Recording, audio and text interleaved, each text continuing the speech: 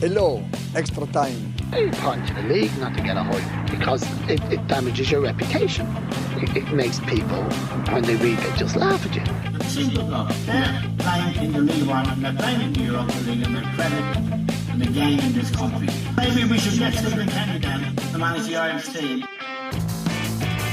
Hello and welcome to another episode of the Extratime Football Podcast. Your host Luke Jordan, Season 12, Episode 17 this week. Delighted to say Macdara first is joining us from Germany. Macdara, how are you?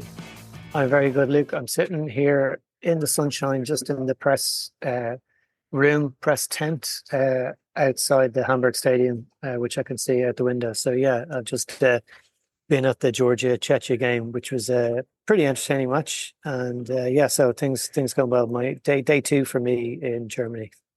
Yeah, so we're going to have a little bit of a Euro kind of special over the next couple of weeks when we could do these podcasts. And you kind of set up there, Macdara. We're going to chat about kind of the Czechia-Georgia game first. We'll chat more about the tournament and what's happened so far a little bit later on. Just in the game itself, it's just gone 10-5 on Saturday afternoon.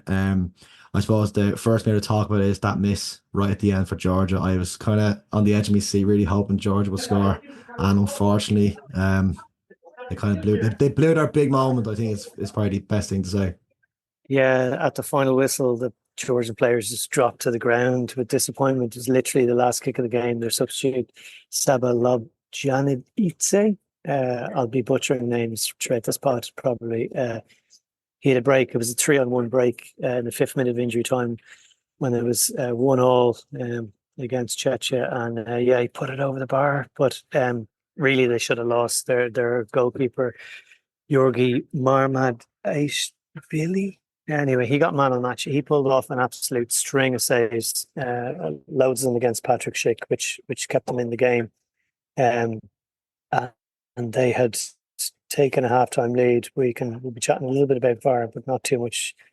People don't need to turn off. But Czechia really should have won the game. They had so many chances, but their opposition goalkeeper, kept Georgia in the game. And yeah, the disappointing thing for them is that Georgia are playing Portugal in their final game, and they really have to win that if they're going to continue into the tournament. This is their first time they've ever been at a major tournament, first time in the Euros, and they only finished fourth in their qualifying group, but they had a good Nations League campaign. They came through the playoff route, beat Luxembourg, and then the Ireland manager derby, as we were calling it, Willie Sagnol versus Gus Poyet. But they've been involved in two really good games. People probably saw the Turkey game where they lost 3-1, but it was really tight at the end. It was a breakaway goal that Turkey won it. So, and their fans were absolutely brilliant. Really tried to lift the roof off the stadium here in Hamburg. Yeah, and I think I just was looking at the Georgian lineup. There's actually an Irish connection there. And Lauria, who used the goalkeepers, played the last couple of times against Ireland, I'm pretty sure. He was on the bench for Georgia. He must be 38, because I remember he conceded that goal to Glenn Whelan in Mines, if you can remember, back in, it would have been 2008. Wonder if that's a long time ago now. Mines they played, and he's actually the goalkeeper. So he's still in the squad, so he's around a long time. He's the only player I recognise really from the Georgian team.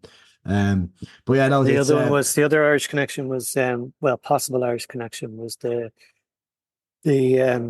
number 18 for Czechia, Ladislav Krejci. He plays for Sparta Prague, who are possible opponents for Shamrock Rovers if they get through to the second qualifying round of the Champions League. So Rovers fans will be hoping that Czechia go deep into the tournament, and so the striker isn't available for that Champions League time. Yeah, and speaking of strikers, a big loss for Czechia and losing Patrick Schick in the game to a calf injury. That's a big blow for the next game. Yeah, it was. Like, he was he's struggled kind of all season in terms of playing matches for Bayer Leverkusen, and he had a rake of chances in this game. I wouldn't blame him for the ones that he missed. As I said, the goalkeeper pulled off a great save, but the goal that Schick did get was quite fortuitous. It was a header from Linger, came back off the post, and Schick was lingering at the back post and basically just hit him on the chest and bounced into the goal. But he's been a focal point for them.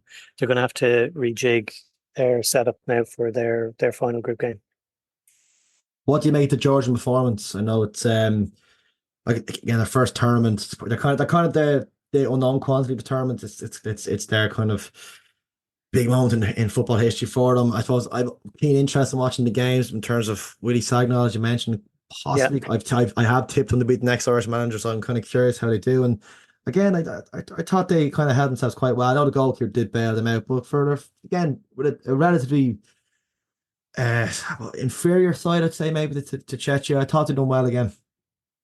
yeah. No, they defended deep and looked to go on the break, and then they here help me out here. The pronunciation of the Napoli striker. You, you're not going to help me out now. No, okay. Well, I know, but I could barely pronounce English and Irish names. I'm not even going to try the Georgian names. Barat. Yeah, no, I'm terrible. I should know this because I have been watching them. Just call him the number 7. The number 7. Every time he got the ball, like he looked to go.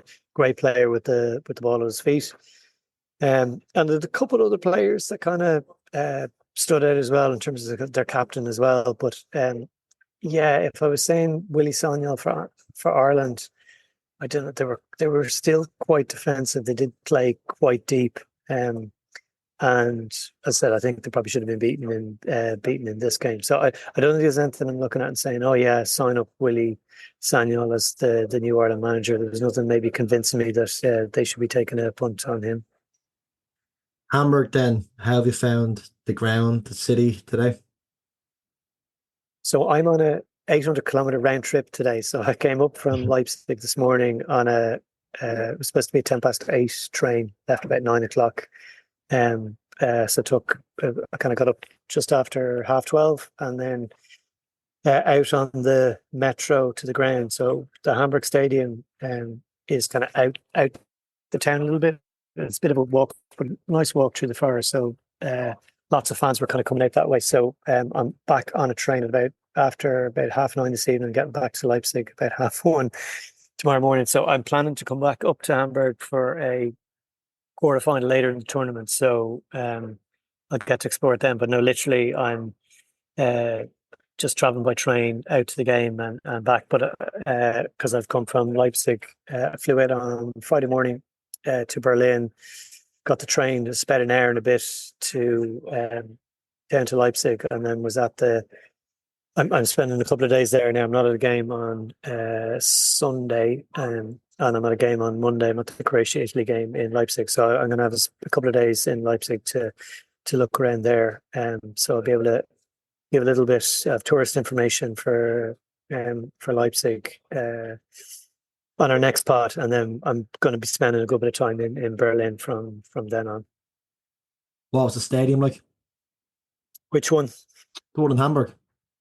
Hamburg, yeah, it's like it's a big bowl of a stadium. It's not probably as maybe architecturally interesting as the Leipzig one. So the Leipzig one is built inside the ground of the old, I think it was the Central Stadium, which was the biggest stadium in East Germany, had a capacity of over 100,000. And the media center there was in kind of like an industrial building, kind of like a hospital building, or one flew over the cuckoo's nest. I felt it was kind of like Eastern Bloc type building.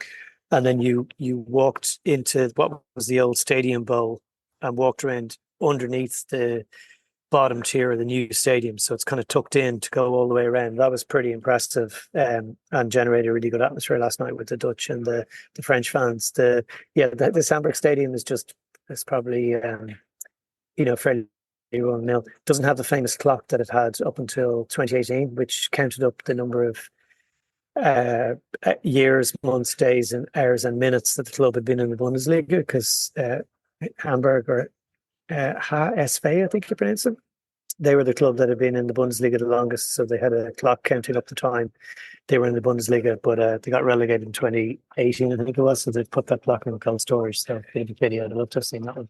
I'm hoping to see, there's a big, massive statue of Uwe Seeler's feet somewhere off to my right, famous Hamburg player, famous player for Germany, known as a one-club man, but he did play one game for one of the Cork teams at one stage. So I'm going to get a photo of that later on my way back to the train station.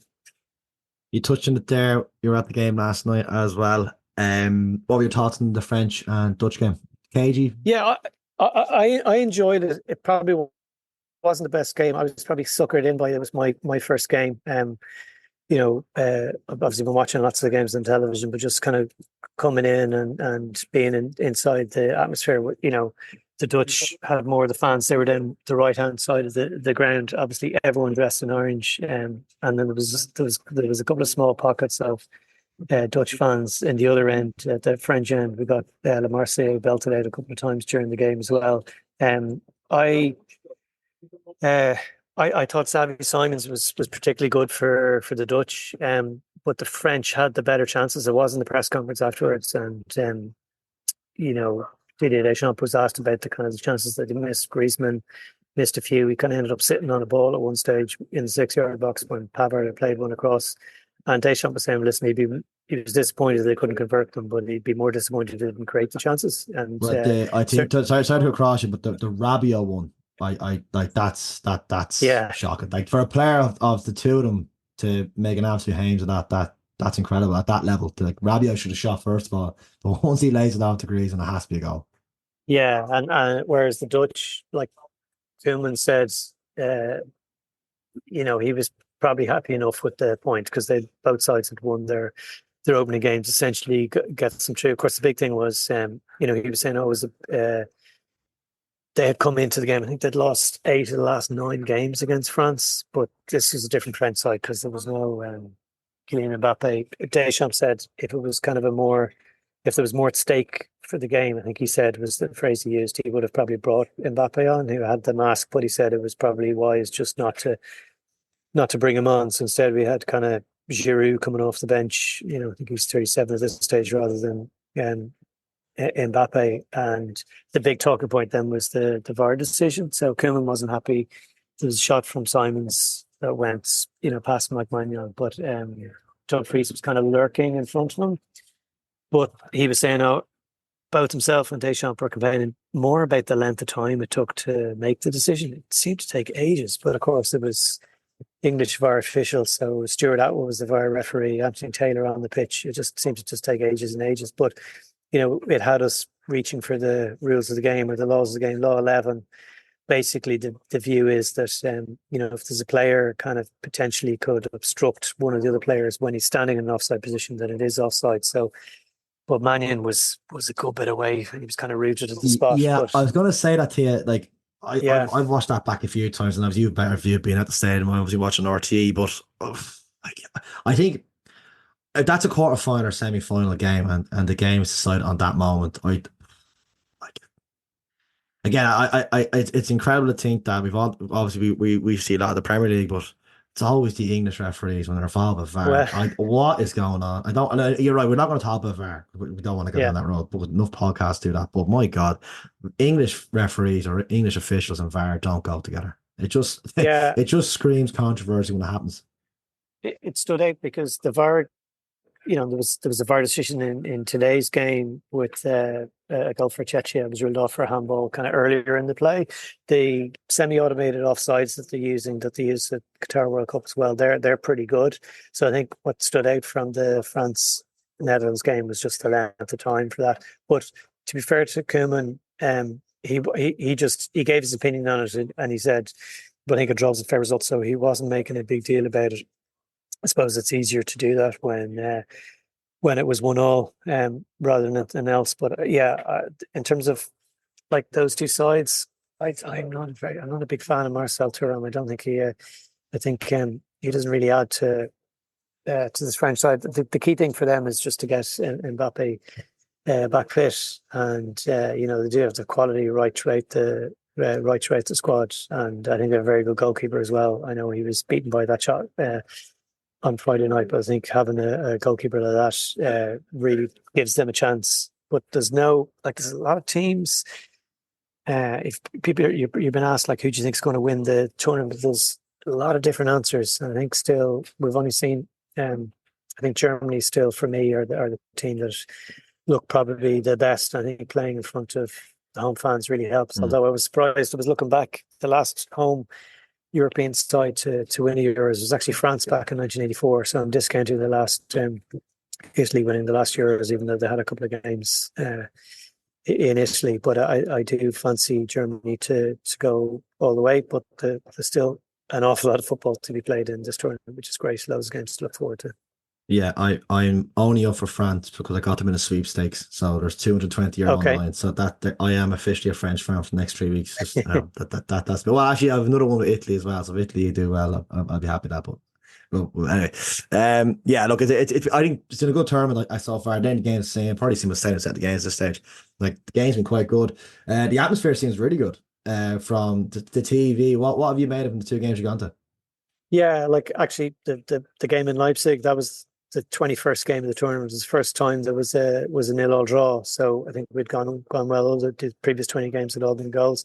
And the atmosphere has been great because it's two sets of big traveling away fans at the two games that I've been at, and that's kind of typical. There's a lot of fans. Like, I was I was lucky enough to be out at Qatar at the last World Cup, and there was not a lot of traveling fans. And those that went, it was a much smaller. Some countries, but very, very few. And then the previous tournament, the Euros, was kind of everywhere and nowhere almost. And some of the grounds still had a restricted attendance due to COVID.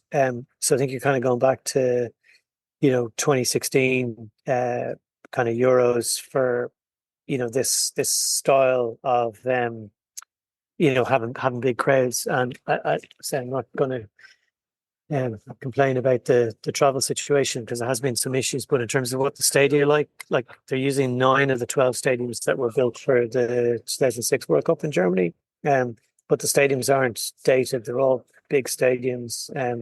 The issues are more like Gelsenkirchen is an out of town stadium served by tram. The one here that I'm looking at Hamburg is a little bit out of town as well, but it's served by the metro. So it can take a much larger amount of fans away quite quickly, whereas I think Gelsenkirchen was difficult to stay at the England game the other evening. I was thinking back, some people might have been at the Ireland-Italy game in Lille in 2016, and that was a night where it took us 2 hours to get back into the city centre because, again, it was an out-of-town stadium served by a tram. There was issues for the Ireland game down in Belgium against Belgium in Bordeaux, again, a stadium served by a tram system, which then gets snarled up within traffic and fans going back. So the likes of Leipzig, not an issue last night. You could walk back into, it's 3 kilometers to the city centre.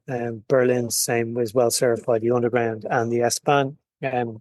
So hopefully they've got their thing in order. But in terms of the train, I was chatting to some England fans on train up this morning. And yeah, the Deutsche Bahn train system is kind of creaking. So I was an hour late leaving Hamburg, and I'm hoping my train back late this evening goes okay. But I think lots of traveling fans. The fan zone is a big thing. Probably that 2006 World Cup was the first time really the fan zones were put in such big style. I'm really looking forward to going to the one in Berlin. There's kind of a normal one for some of the games, and then they're using the big road. I think it's the 13th of July road. I better get that right because I'm sure there's a significance to that. But basically behind the Brandenburg Gate, for all the Germany games, any games in Berlin, and the quarterfinal games onwards, and that can hold up to 130,000 people, so between 50 and 130,000 people. And so that's a big thing. The fan zone here in Hamburg is actually out at the St. Pauli ground because I was here for the World Cup in 2006, and I remember going out to the fan zone there. I was thinking back to actually coming to Hamburg the last time. I was sitting in Dublin Airport handing out the tickets to 2 friends for that 2006 World Cup. I was going to Ukraine against Saudi Arabia here, and there was an American woman sitting beside me, and she was like, "Oh, are you going to the World Cup?" And I was like, kind of boasting, "Oh, yeah, we're going to these 3 games." And she was like, "Oh, yeah, I'm going to Ukraine, Saudi Arabia. My uncle is playing." And I was like, "Who's your uncle?" So her aunt is American, and she was married to Andrei Shevchenko. So she kind of put me back in her place. So she was going to all the Ukraine games. Right. So, but that was the last time I was here in Hamburg. So again, the fan zone down at St. Pauli, the fan zone, remember the one, I don't know where it is in Frankfurt this time around, but in the 2006 World Cup, the fan zone was either side of the river. So floating in the Main River, they had giant big screens, and so the fans were on either side of the river. I watched I think it was maybe Germany beat Sweden there, was one of the Germany games, and it was absolutely brilliant on a bacon hot day in June. So hopefully there's any of the traveling fans are enjoying getting around and enjoying their beer, enjoying their bratwurst, and enjoying some good football. My only kind of similar story in terms of players or knowing someone knows a player maybe from the tournaments is I met Luka Modric in Zadar Airport back in Okay. 2017. I was severely hungover, and I just remember a crowd of people kind of got Zadar Airport around were being there. It's very, very, very small. And you're kind of like, once you go through the kind of security, it's like one big area for the departure lounge. And I remember seeing like a load of people kind of ushering people through. And I was like, I'll have a look, see who's over here. And I remember just wandered over, and it was Luka Modric. And I was the only person in the airport that got a selfie with him. So I was quite chuffed. Unfortunately, the selfie is horrendous on my behalf. I look terrible, but I met Modric. So that's my only connection to any players who are playing at this term currently. So I'll take that. Well, I'm here in a professional capacity, so I'm not taking any selfies. I left Danny Murphy to reading his notes earlier on before the game rather than asking him for a selfie. He was doing the co-commentary for BBC this afternoon. What's the access, speaking of players, in terms of for media getting to players? Is there any mix zone so you can chat to players? Yeah, so there's a big mix zone.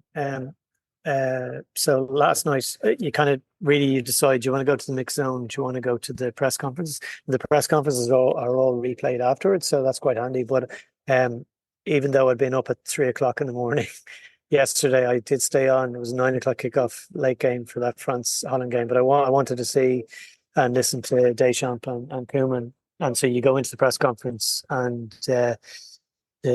Koeman actually answered a number of questions in English, but they actually have a translation software app that you just download, and I think you can get English, whatever the language has been used by the two teams, and into English and probably into German as well. And you just choose the language, so it's really, really helpful. So I didn't go into the mix zone this afternoon. I don't. I suppose there wouldn't even be two players I'd be stopping, maybe be able to talk to us in English. Maybe certainly better than my Georgian pronunciation anyway. But the access is pretty good. The two managers come in to the press conference, and the man of the match comes in as well. So I'll be honest, I didn't hang around for N'Golo Kante last night. After Deschamps finished it, I headed off, although I didn't think Kante should have got man of the match. I thought I would have given it to Simons for the Netherlands. And then the mix zone, the players kind of pass through. It can be a bit of a free-for-all, but I'm hoping there'll be kind of some of the other games. I'll if I have time, definitely be able to talk to some of the players after the games. Just mentioning N'Golo Kante, should have mentioned how good has he been. I know maybe your dispute maybe should be man of the match, not, but the first two games he's been incredible. He's actually given a reminder. I think people forgot how good he is because he's been out in Saudi Arabia and been injured. My God, for these two games, especially the first game, he's been incredible. Yeah, absolutely. Because you kind of think, the stories we kind of hear about the Saudi League, I was kind of half surprised that I thought Ronaldo had retired until Ireland played Portugal in the friendly there the other week. And, the Jordan Henderson kind of leaving and coming back to play in the Netherlands. And you kind of, Kante's gone, and you think, oh yeah, whatever. But no, he was absolutely superb, particularly in the first game. And listen, he was really good on Friday night as well. Like he you could watch him all day. I think he works really well with Rabiot in front of that the French defence, but he also took the ball forward at times. But it's about his position, and it's something you can actually, being at a game, you can probably pick up maybe a little bit better than when you're watching something on television. Whereas at times, you can watch it on television, you can pick up the replays a little bit better. Like they do have any of the controversial decisions, they're not shown on the big screen, but they do have television in the press box. So I had one in front of me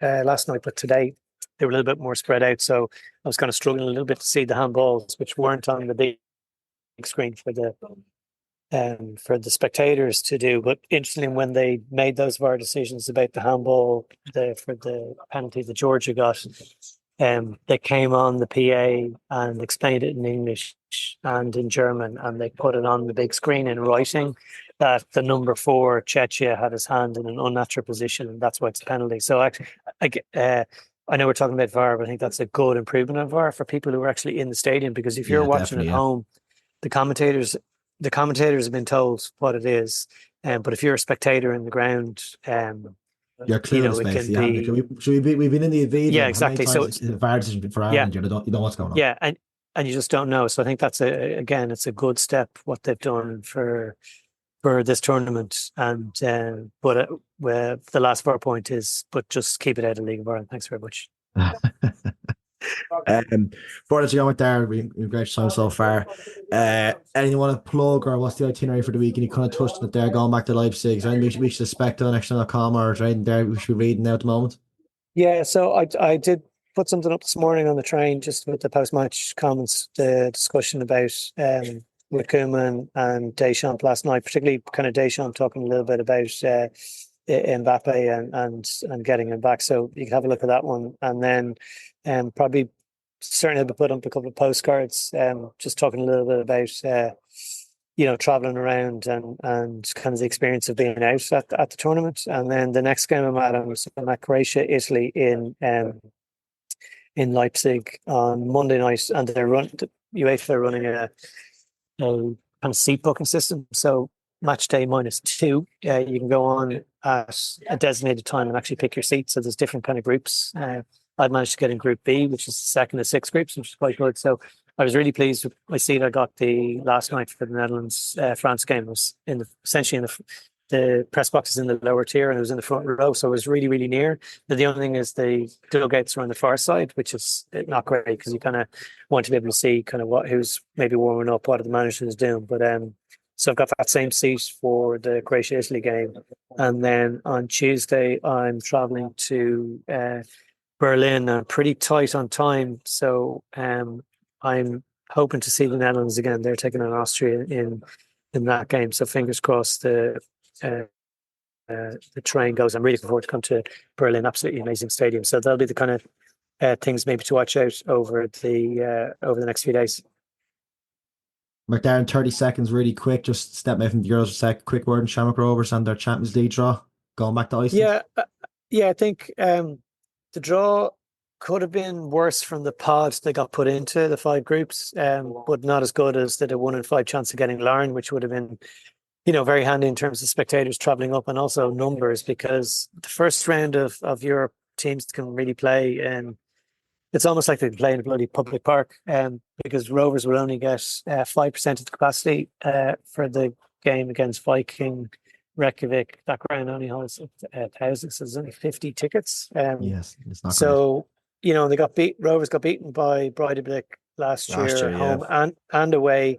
And this team, they're going well this season. Iceland is in season, so it's it's not a great draw, but it could have been worse. But ultimately, they just need to draw, because get through this round, should I say? And because then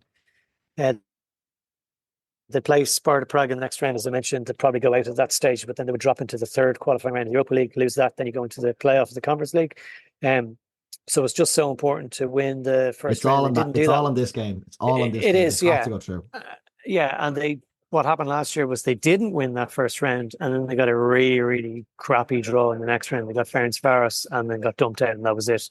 2 games and they were gone. Champions do get that back to our route. This time around, they will play, if they do lose that first round, they've got a much better draw. They will play the loser of a team from Bosnia-Herzegovina or a team from Albania. So more likely that Albanian team. But you still, that's in the Conference League second qualifying round. You'd have to win that, win the third round, and win the playoff round to get to the Conference League. So, as you say, it's all about that first round, like the other two teams in the first round. So Shells and Derry got really good draws. They're playing Gibraltar in opposition, but pretty crappy second round draws if they get there. Pat's got the bye, and got a decent enough draw. I don't know what you make of that. I'm sure you were looking at that one, Luke.